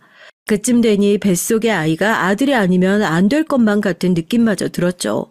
심지어 귀에 딱지가 생기게 듣다 보니 저도 언제부턴가 제 뱃속의 아기가 아들이었으면 좋겠다고까지 생각했다니까요. 모두를 위해서 말이죠. 그런데 인생이라는 게 참 뜻대로 되질 않아요. 전 딸을 낳았습니다. 진통을 12시간 넘게 하고 힘겹게 아이를 낳았을 때까지만 해도 괜찮았는데 간호사가 딸이라고 말하자마자 저도 모르게 정신을 잃었어요. 아마 그 정도로 제가 걱정하고 있었던 것 같아요. 제가 아들을 낳지 못하면 어쩌나 근심에 휩싸여서요. 아이를 낳고 2주가 지날 때까지 시부모님은 저를 보러 오지 않았습니다. 저뿐만이 아니라 우리 아이까지도요. 처음엔 억울해서 눈물이 나왔는데 며칠 지나자 혼자 씩씩거릴 정도로 화가 나더라고요. 전 애꿎은 남편을 쥐잡듯 잡았습니다. 당신 부모라는 사람들은 어쩜 이 정도로 못돼 먹을 수가 있냐고요. 남편은 제게 미안해하면서도 한편으론 차라리 이대로 시부모님이 안 오셨으면 하는 것 같았습니다. 남편도 제 앞에서 대놓고 말하진 않았어도 시부모님을 많이 힘들어했거든요. 남편과 시부모님 사이에도 사연이 좀 있어요. 남편이 둘째 아들이긴 해도 집안의 가장이나 다름없었습니다. 지금이야 아주버님이 대기업 다닌다고 어깨에 힘 팍 주고 다니시지만 사실 남편이 그 뒷바라지를 다 했더라고요. 남편은 학군이 없는 사람이었습니다. 고등학교까지 전교 5등 안에 드는 모범생이었는데 수능을 망쳤어요. 무조건 연고대 아니면 성균관대도 생각하는 사람이었는데 시험을 망쳐서 서울 4년제도 쉽지 않게 되자 재수를 하겠다고 마음을 먹었나 보더라고요. 그런데 때마침 집안에 일이 생겼답니다. 시아버지께서 남편이 고등학교 때 다니시던 은행에서 명예퇴직 대상자가 되어 회사를 그만두셨어요. 당시에 고작 40대 중반이었던 시아버진 절망에 빠져 많이 힘들어하셨대요. 그러다 아는 분의 권유로 은행에서 받은 퇴직금을 사업 투자와 주식에 모두 투자를 하셨답니다. 그런데 하필이면 남편이 수능을 치렀던 해에 쫄딱 다 날려버린 거죠. 그런 상황이다 보니 남편은 본인만 생각하며 재수를 할 수 없었던 거예요. 남편은 선택을 해야 했답니다. 당시에 아주버님은 서울대를 재학 중이었고 군대에 있었어요. 시아버지는 절망에 빠져 매일 술독에 빠져 계셨답니다. 시어머니는 매일 남편을 끌어안고 울기만 하셨고요. 남편은 할 수 없이 대학을 포기하고 무작정 장사를 시작했대요. 발품을 팔아 시장 골목에서 작은 슈퍼를 했어요. 시장 사람들을 상대로 하는 장사라 외상도 많고 배달도 많아서 한시도 쉬질 못하고 일을 했답니다. 20살밖에 안 된 어린 남자가 혼자 힘으로 가게를 운영한다는 게 여간 힘든 일이 아니었을 텐데 남편은 군대에 가기 전까지 돈을 꽤 모았대요. 당시에 그 돈이면 집을 사진 못해도 작은 빌라 전세금 정도는 됐다니까 무지 번 거죠. 남편은 그 돈과 가게를 시아버지에게 맡기고 군대에 갔답니다. 그런데 남편이 군대에 가자마자 시아버지는 맡긴 돈으로 또 주식을 하신 거예요. 가게도 남에게 넘겨버리고요. 남편은 자신의 전 재산을 시아버지에게 맡긴 건데 그럴 줄은 몰랐던 거죠. 남편은 자주 저에게 말했어요. 그때의 실망감은 말로 다 표현할 수 없을 정도로 절망스러웠다고요. 친구들은 다들 대학 다니며 놀러 다닐 때 본인은 새벽부터 하루 종일 일하며 가족들만 생각하며 버텼는데 그 몇 년을 버티지 못해서 가게며 돈까지 몽땅 다 멋대로 써버렸다는 게 속상했던 거죠. 남편은 제대하고 돌아오자마자 시부모님께 따져 물었답니다. 그럼 본인은 이제 어떻게 사냐고 원망도 했고요. 그러자 되려 시부모님이 버럭 소리를 지르셨답니다. 아들이 부모를 부양해야 하는 게 당연하지. 그 구멍가게 하나 팔아버렸다고 부모 앞에서 바락바락 소리를 질러? 시간 못 나서 대학도 못 나오는 바람에 취직도 못하는 걸 가지고 괜한 사람한테 화풀이하는 거 봐. 네 형 봐라. 서울대 떡하니 나오고 나니까 알아서 대기업에 척척 들어가지 않냐. 내가 대학 가기 싫어서 안 갔어요? 아버지가 주식에 사업에 다 날려버리는 바람에 내가 못 간 거잖아요. 못난 놈. 사내 새끼가 남 탓하는 것 좀 봐. 아들놈이 부모 형제한테 그거 몇 푼 도와줬다고 너 지금 생색내니? 아버지 고정하세요. 진혁이가 이제 막 군대 제대하고 앞으로가 얼마나 막막하고 불안하면 저러겠어요. 아이고 그러게 내가 남자 무조건 대학이라도 나와야 사람 구실한다고 그러겠잖아. 그래도 네 형이 떡하니 대기업 들어갔으니 다행이지. 너도 지금부터라도 어떻게 살지 잘 궁리 좀 해봐. 네 형 정도는 못 돼도 중간은 가야 할 거 아니야. 그러니까 옛날 일은 그만 떠들고 열심히 해. 남편은 그때 알았답니다. 가족들은 자신의 희생 같은 건 전혀 중요하게 생각하지 않았다는 걸 말이죠. 차라리 집안이 힘들었어도 자기도 이기적으로 재수를 하고 대학에 갔으면 부모 형제에게까지 이런 취급은 안 받았을 거라고요. 시부모님이 하도 아들 타령하길래 아들이라면 아주 애지중지하신 줄 알았더니 그것도 아니더군요. 전 남편 말대로 시부모님과 이대로 인연을 끊는 게 나을지도 모르겠다 생각했어요. 멋대로 아들이라고 착각하시곤 아들 며느리가 딸을 낳았다는 이유로 갓 출산한 며느리에게 전화 한 통 없으시다는 건 제 상식으로 이해할 수 없었거든요. 그런데 제가 딸을 낳은 지 한 달이 돼서야 시어머니가 집에 찾아오셨어요. 형님과 함께 말이죠. 전 표정 관리가 되질 않았습니다. 마음 같아선 인사도 나오지 않았어요. 그런데 시어머니와 함께 온 형님이 설레발을 치시더라고요. 시어머니께서 형님네 조카를 봐주시느라 바빴다고요. 동서 너무 서운해하지 마. 내가 하는 일이 많아서 바쁜 거 알지? 어머니가 나 대신해서 우리 아들 봐주시느라 바빠서 못 와보신 거야. 어머, 어머님, 요 귀요미 좀 보세요. 전 아들만 키워봐서 그런가 여자애는 또 다른 맛이 있네요. 다른 맛은 무슨? 여자애가 어디 쓸 데가 있다고. 둘째 넌 친작부터 음흉한지는 알고 있었지만 어떻게 시어머니 앞에서 그렇게 얼굴색 하나 안 변하고 거짓말을 할 수가 있니? 기껏 마음을 다잡고 과일과 차를 내온 사람한테 찬물을 끼운 저도 유분수지. 제가 도대체 무슨 거짓말을 했다는 건지 이해가 되질 않았어요. 그래서 전 제가 무슨 거짓말을 했냐는 거냐고 따져 물었습니다. 그러자 시어머니가 오히려 붉어진 얼굴로 언성을 높이시더라고요. 내가 말했잖아. 결혼식 전에 생긴 애는 무조건 딸이라고. 너 이제 어쩔 거야? 저 애물단지를 낳아놔서 이제 우리 둘째 아들한텐 영영 딸이 없을 거라잖아. 정말 기가 차다 못해 뒷골이 얼얼하더라고요. 사람이 어쩜 저렇게 수치심이라고는 모르고 자기 생각대로 떠들 수 있을까요? 전 더는 참을 수가 없었습니다. 표정 관리가 안 됐어요. 무슨 그런 말 같지도 않은 소리를 하세요? 우리 딸 38주 2일 정확하게 태어났어요. 주스로 봐도 결혼하고 나서 생긴 아이라고요. 그딴 사이비 교주 같은 점쟁이 말만 믿고 어디서 제 딸한테 애물단지라는 막말을 하세요? 어머머머, 동서. 아무리 기분이 나빠도 그렇지. 어떻게 시어머니한테 그런 막말을 할 수가 있어. 어머니, 우리 그냥 가요. 동서가 아무래도 산후 우울증 같은 게 온 것 같네요. 동서, 힘들 땐 병원 가서 약을 타다 먹어. 어디서 성질이야? 제가 산후 우울증이 아니고 어머님이랑 형님 머리가 좀 어떻게 된 것 같으니까 두 분 다 병원 좀 가보세요. 뭐야? 너 지금 말 다 했어?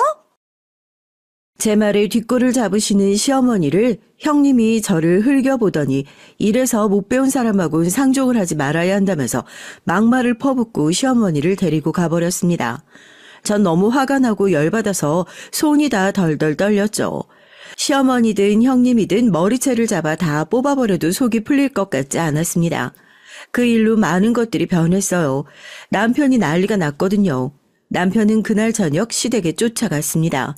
남편은 너무 화가 나서 잔뜩 붉어진 얼굴로 시댁에 쳐들어갔는데 시댁은 무슨 잔치 분위기였대요.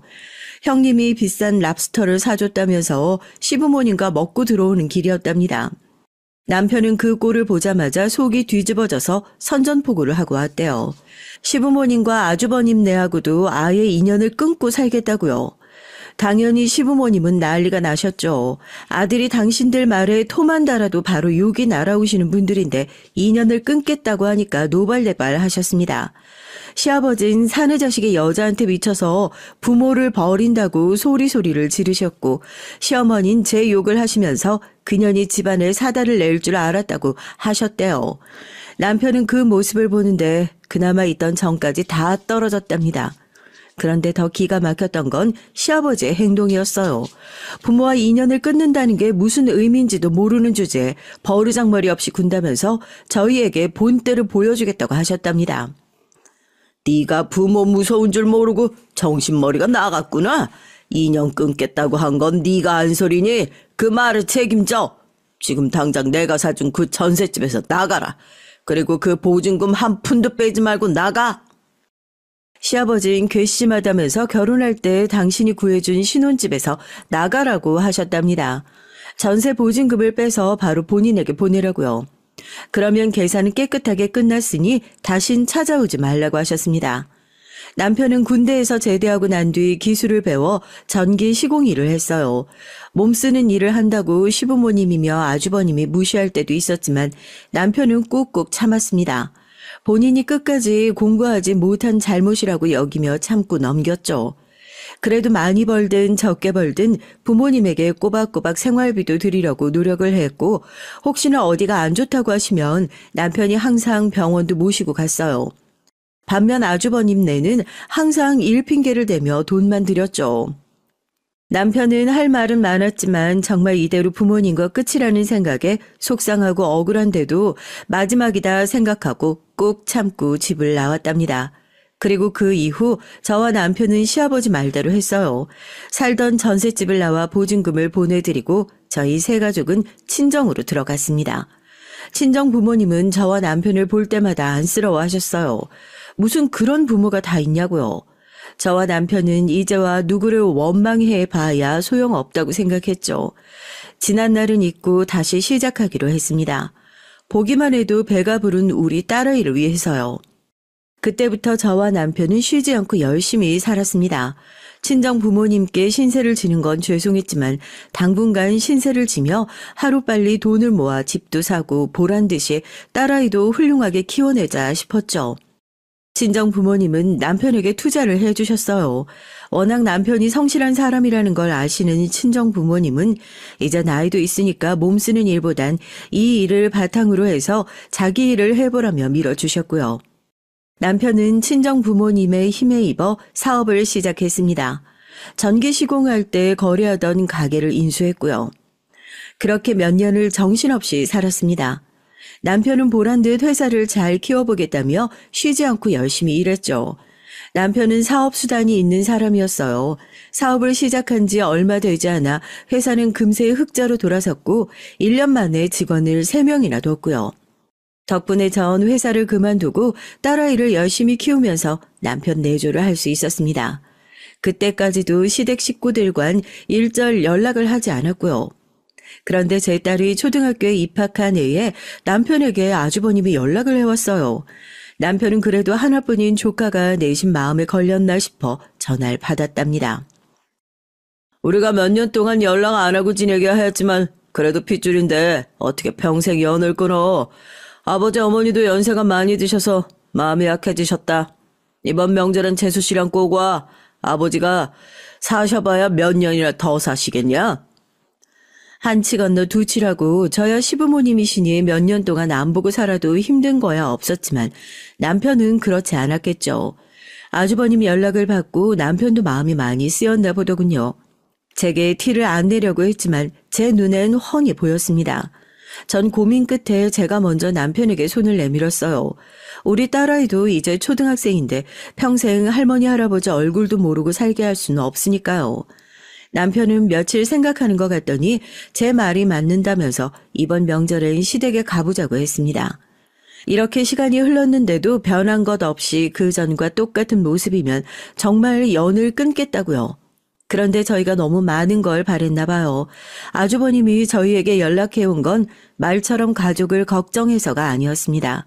시부모님께서 연세가 드시니 신경 쓸 게 많아서 힘들었던 거예요. 아무래도 이제 여기저기 몸도 아프기 시작하고 식사도 챙겨 드시기 힘들어 하시니 자꾸만 큰아들인 아주버님에게 합가하자고 한 것 같더라고요. 그 문제로 그렇게 사이좋던 형님과 시어머니 사이가 틀어졌답니다.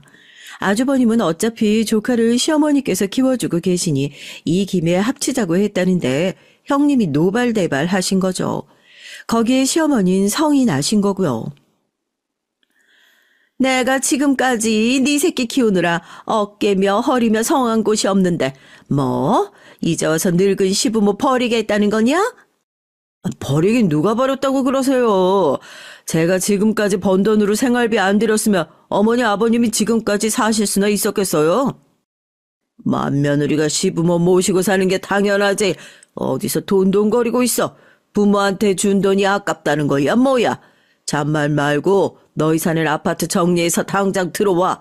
네 시어머니 첫째 네 아들 키우다가 골병 들어서 이젠 내 밥도 못 차리겠단다. 시부모님과 큰형님 사이의 갈등은 점점 깊어졌다네요. 그래서 아주버님이 저희에게 연락을 한 거였어요. 같은 자식인데 장남이 무슨 잘못이 있다고 장남만 부모를 모셔야 하냐고요.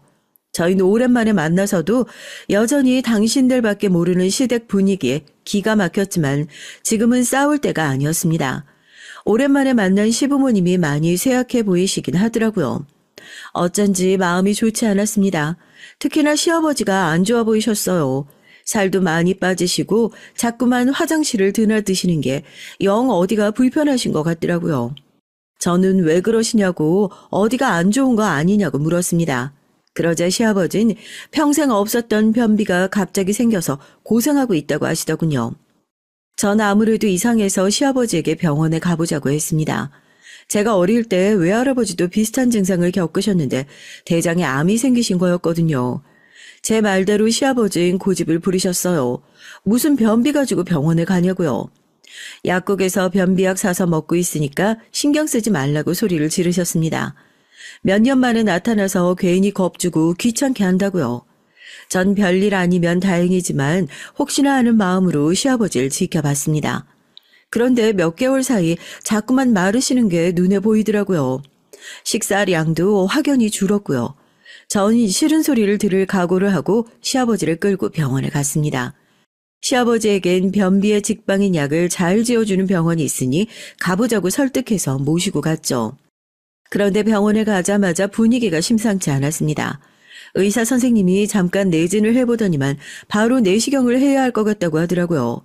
저와 시아버지는 조직 검사까지 하고 마음을 졸이고 있었는데 시아버지께서 직장암 판정을 받았습니다.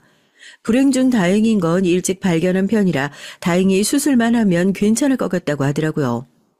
그 이후 저와 남편이 서둘러 시아버지는 금방 수술을 받았습니다. 지금은 다행히 수술을 잘 받으시고 완치 판정을 받으셨어요. 1년 정도 고생하시긴 했지만 다행히 잘 버티셨습니다. 1년 동안 우리 가족과 시부모님 사이엔 큰 변화가 있었어요. 저와 남편이 어깨와 허리가 안 좋으신 시어머니를 대신해서 시아버지 병간호를 돌아가며 했거든요. 그리고 시아버지가 완치 판정을 받으시고 얼마 뒤 저희 부부에게도 신기한 일이 생겼습니다. 민망하지만 저희에게 늦둥이가 찾아왔죠. 저흰 40이 넘어 생긴 아이보다 시부모님이 더 걱정됐어요. 또 딸이네 아들이네 하시면서 제 화를 돋우실까 봐요. 그런데 다행히 시어머니께서 생각이 많이 변하셨더라고요. 그것도 저희 딸 덕분이에요. 내가 딸을 안 켜봐서 걱정했는데 요게 애교쟁이라 같이 있으면 시간 가는 줄은 모르겠더라. 이래서 다들 딸이 있어야 한다고 하나 봐. 인생이란 참 몰라요. 저라면 미워서 매일같이 물어뜯으시던 시부모님이 저 덕분에 일찌감치 병에 대해 알았다고 고마워하시면서 저를 대하시는 게 180도 달라졌거든요. 반면 형님은 맏며느리라는 게 시아버지가 수술하고 병원에 그렇게 드나드는데도 덜렁 병원비만 보내놓고 연락도 없다고 싫은 소리를 들었죠. 그런데 그 와중에 일이 또 벌어졌습니다. 멀쩡히 잘 굴러가던 남편의 회사가 하루아침에 부도 위기를 맞았어요. 남편은 임신한 저에게 걱정 끼치고 싶지 않아 알아서 어떻게든 해보려다 그런 거라는데 전 충격이 이만저만이 아니었습니다. 이래저래 남편 일로 정신없는 와중에 시어머니 생신날이 됐죠. 저와 남편은 바빠서 제대로 준비도 못했는데 형님이 잘 아는 호텔에 예약을 해놨다고 하시더라고요. 저와 남편 상황이 좋지 않다 보니 호텔은 좀 부담됐는데 아주버님이 남편에게 따로 연락해서 어머니 생신날 식사 비용은 따로 신경 쓰지 말라고 했다더라고요. 남편 일로 저희 부부도 속상하고 정신 없었겠지만 어머니 생신만이라도 하루 즐겁게 보내자고요. 그래도 시아버지가 수술을 받은 이후로 어머님도 저희에게 고마운 마음이 있으셨는지 그 이후로는 저희를 잘 챙겨주세요. 전 호텔에 가기 전 은행에 들렀습니다. 그래도 시어머니 생신이시니 용돈이라도 드려야 할 것 같아 제 통장에 있는 돈을 다 뽑았어요. 정확하게 30만 원이었습니다. 남들이 보기엔 얼마 안 되는 돈이라고 생각할진 모르겠지만 저에겐 굉장히 큰 돈이었죠. 지금 당장 수중에 가진 전 재산이었으니까요. 하지만 아깝지 않았습니다. 그동안 저희가 감정이 상해 시부모님과 몇 년 동안 안 보고 산 세월이 있었잖아요. 그동안 생신 한번 챙겨드리지 못했으니 제 마음을 담아 성의 표시를 해야 한다고 생각해서 가진 돈 전부를 다 봉투에 넣었어요. 그런데 애써 기분 좋게 향한 시어머니 생신날 일이 또 벌어졌습니다. 저희 부부와 딸아이가 호텔에 도착해서 들어가니까 시부모님이 두 분 다 버선발로 나오셨어요. 오느라 너무 고생했다면서 안아주셨고요. 회사 사정은 대충 들었는데 부모라고 가진 게 없어 선뜻 도와주지도 못한다고 미안해 하셨습니다. 저흰 좋은 날인데 괜히 분위기 흐리고 싶지 않아서 회사 일은 금방 잘 정리가 될 테니 걱정하지 마시라고 했죠. 식사가 끝나고 나서 저희 딸아이가 용돈을 모아 사온 케이크에 불을 켜고 노래를 불렀습니다. 초를 끄고 케이크를 한 조각씩 나눠 먹는데 시어머니께서 딸아이가 사온 케이크를 너무 좋아하셨어요. 어머나, 역시 우리 손녀가 최고네. 할머니 이렇게 맛있는 케이크는 태어나서 처음 먹어봐. 할머니가 고마워, 우리 손녀. 시어머니가 저희 딸을 예뻐하는 모습이 형님은 배알이 꼬였나 봐요. 너무 티나게 자리에서 벌떡 일어나더니 가방에서 꺼낸 두툼한 봉투를 시어머니에게 건넸습니다. 그래서 저도 챙겨온 봉투를 시어머니에게 건넸죠. 많이 넣진 못했지만 생신 축하드린다고 항상 건강하시라고 했습니다.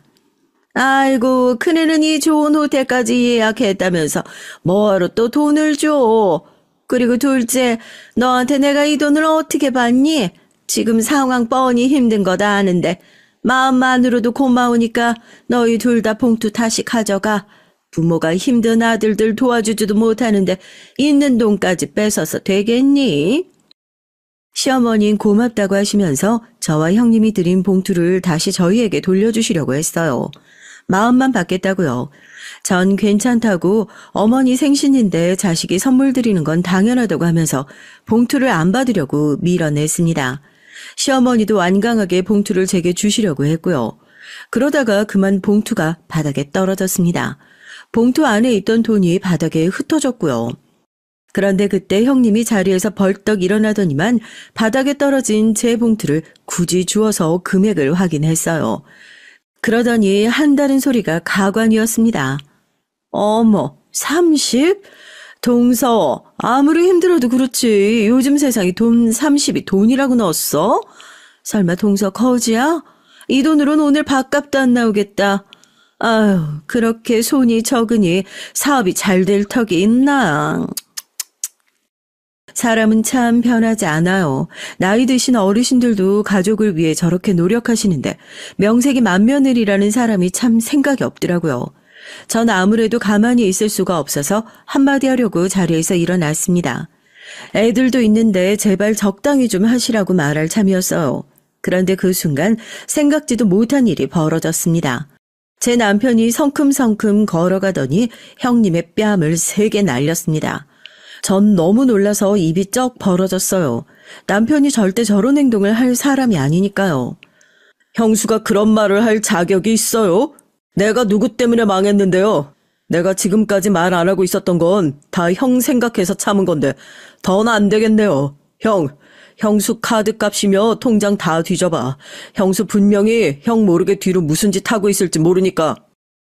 전 이게 다 무슨 소린가 싶었습니다. 남편 사업이 형님 때문에 망했다니 말도 되지 않았어요. 알고 보니 형님은 무서운 사람이더라고요. 지금까지 사업을 한다고 유난을 떨더니만 글쎄 그 사업이라는 게 다단계였어요. 그러고 보니 형님이 시어머니에게 가져다 준 화장품이나 가방이 적힌 브랜드가 생전 처음 들어보는 이름이긴 했어요. 제가 이건 어디 거냐고 물어도 좋은 거라고 외국에서 만든 거라 제가 모를 거라고 무시하더니만 그게 다 다단계 회사에서 만든 제품이었더라고요. 다시 시부모님과 왕래를 하기 시작했을 때 형님이 남편네 회사로 몇 번 찾아왔대요. 그러면서 화장품이니 영양제니 하는 것들을 남편 회사 직원들에게 나눠주고 직원들에게까지 영업을 했답니다. 여러분은 혹시 다단계 하는 사람들 보신 적 있으신가요? 다단계 하는 사람들은 자기가 다단계 하는 사람이라고 절대 얘기 안 하잖아요. 그런데 말은 또 얼마나 잘해요. 남편 회사 직원 중에 2명이 홀라당 넘어가서 형님이 하는 사업이라는 그 다단계에 가입했고 남편도 몇 번 물건을 팔아줬답니다. 그때까지만 해도 남편은 형님이 하는 일이 다단계인 줄 몰랐으니까요.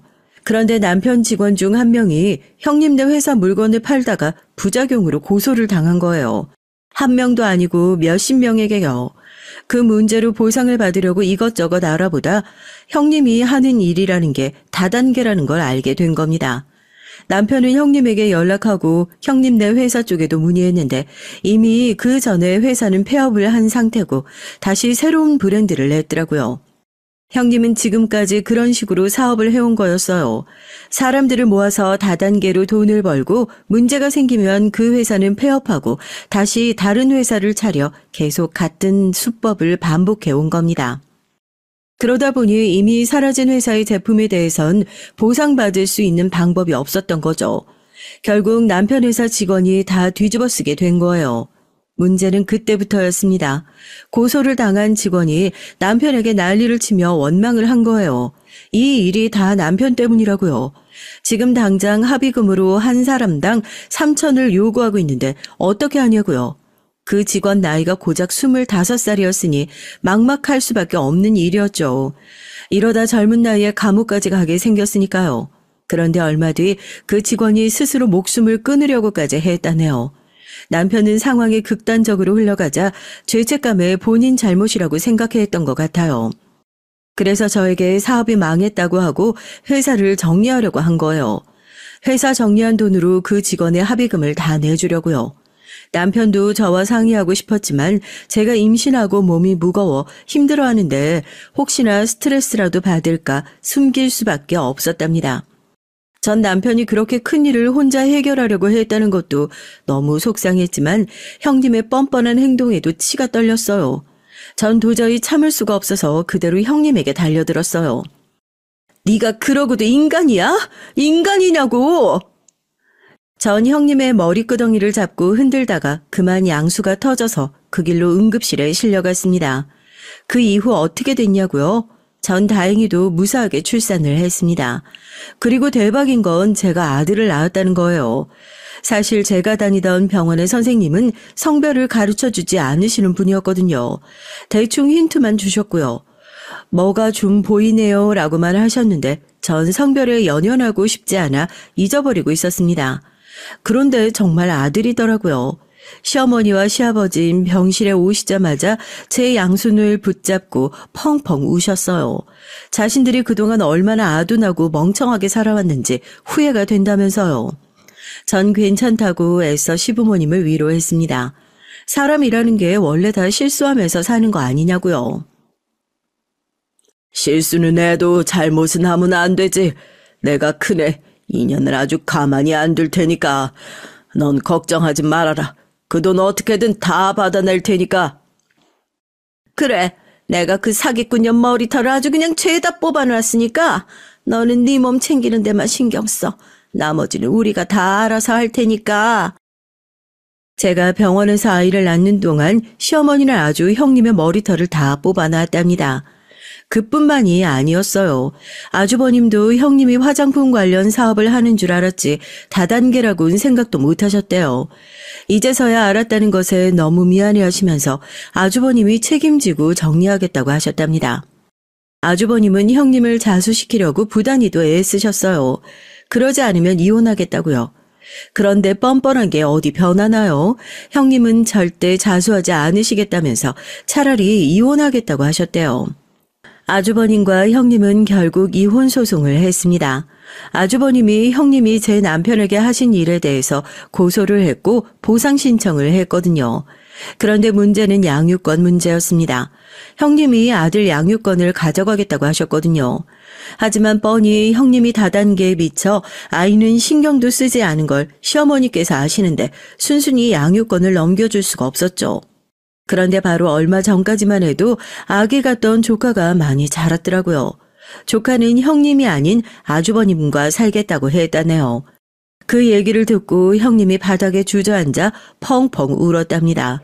자신이 누구를 위해서 그렇게 악착같이 일했는데 엄마를 버리냐고 조카에게 소리를 질렀대요. 그런데 그때 조카가 남한테 사기치는 것도 모자라서 가족한테까지 사기를 치는 엄마만 절대 살고 싶지 않다고 했답니다. 너무 쪽팔린다고요. 그 이후 형님은 양육권을 포기하고 이혼했습니다. 그 일로 꽤 오랫동안 소란스러웠어요. 들려오는 소문으론 형님이 다단계를 그만두고 어디 식당 같은 데서 일을 하면서 지금까지 진 빚을 갚으며 산다는데 더는 알고 싶지 않았습니다. 아주버님은 이혼 후에 조카를 데리고 시댁으로 들어갔고요. 그리고 사시던 아파트를 팔아 남편이 회사 직원의 합의금으로 썼던 돈을 주셨습니다. 남편은 받지 않겠다고 했지만 아주버님은 받아달라고 하셨어요. 그래야 예전처럼 형으로서 동생을 대할 수 있을 것 같다고요. 덕분에 남편은 다시 회사를 되찾았습니다. 전보다 규모는 작아졌지만 그래도 성실하게 열심히 운영하고 있어요. 전 아이들을 데리고 시댁에 자주 가요. 조카가 저희 아이들과 노는 걸 좋아하거든요. 시어머니와 전 함께 아이들을 돌보며 티격태격 할 때가 많습니다. 은연중에 시어머니께서 제 딸에게 동생에게 양보하라고 하거나 오빠에게 양보하라고 하실 때가 종종 있거든요. 그럴 때마다 제가 시어머니를 슬쩍 바라보면 시어머니도 알았다고 당신이 잘못했다고 금방 인정하십니다. 전보단 훨씬 시어머니와 말이 통하니까 저도 전처럼 힘들진 않아요. 지금까지 기나긴 저의 인생 얘기 들어주셔서 감사합니다. 여러분의 가정엔 항상 행복한 일만 가득하시길 바랄게요.